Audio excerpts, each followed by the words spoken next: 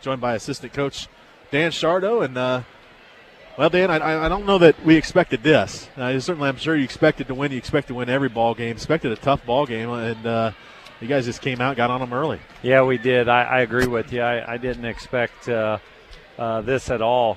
Trevecca's beaten a couple good teams this season, and we came out, like you said, and we got on them. And, you wondered that with the break. Obviously, people that don't know, we had 7 days off. All D2 teams have to have, and maybe you talked about that. And, so we've only had the 2 days of practice. Well, they've had to travel all the way from Nashville up here with that. So, I'm sure that played a part in it. But I give most of that credit, though, to our guys being ready to play. I thought we were locked in defensively, which created a lot of our transition opportunities early in that game. We were finding people and getting a lot of perimeter threes out transition, and then offensive rebounding a lot of those misses. And, it's a good way to come back after being off.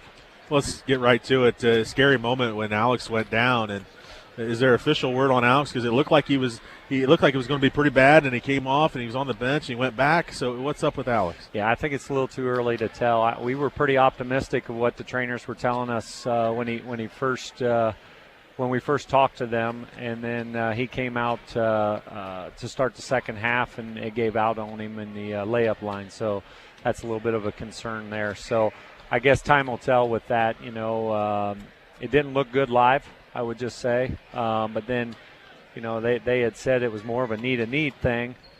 But I don't know at this point, so I don't want to speculate any more than that, other than I'm sure he's going to get it, officially checked out. Well, Alex is off to a great start. He just played 8 minutes, had 10.6 rebounds, and was on his way there. And yes, he was. Look at some of these numbers. Taryn can't be much more efficient than that, Coach. I mean, he took 14 shots, scored 25 points.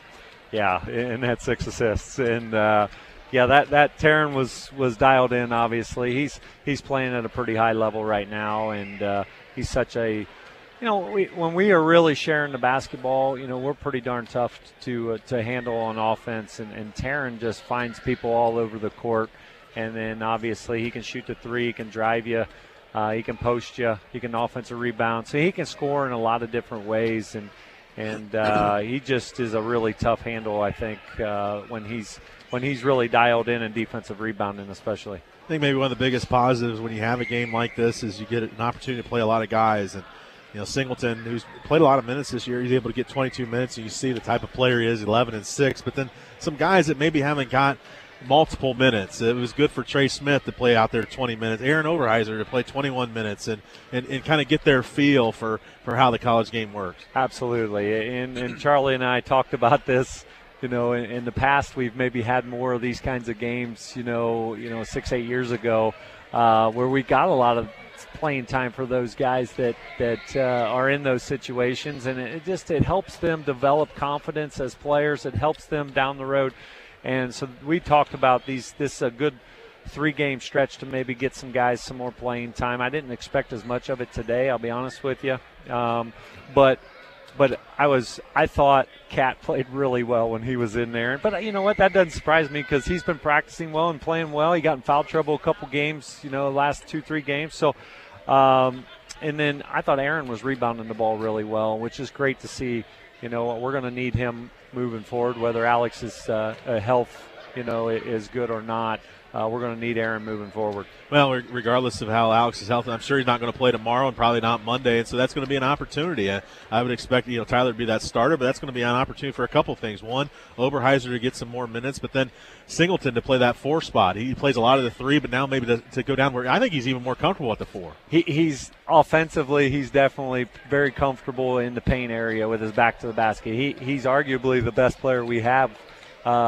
Comfort level with his back to the basket. They did a pretty good job of doubling and tripling down there tonight. They weren't going to let us beat them down there. We had some success the first time, but Cat can move right into that 4-spot role and have a lot of success there.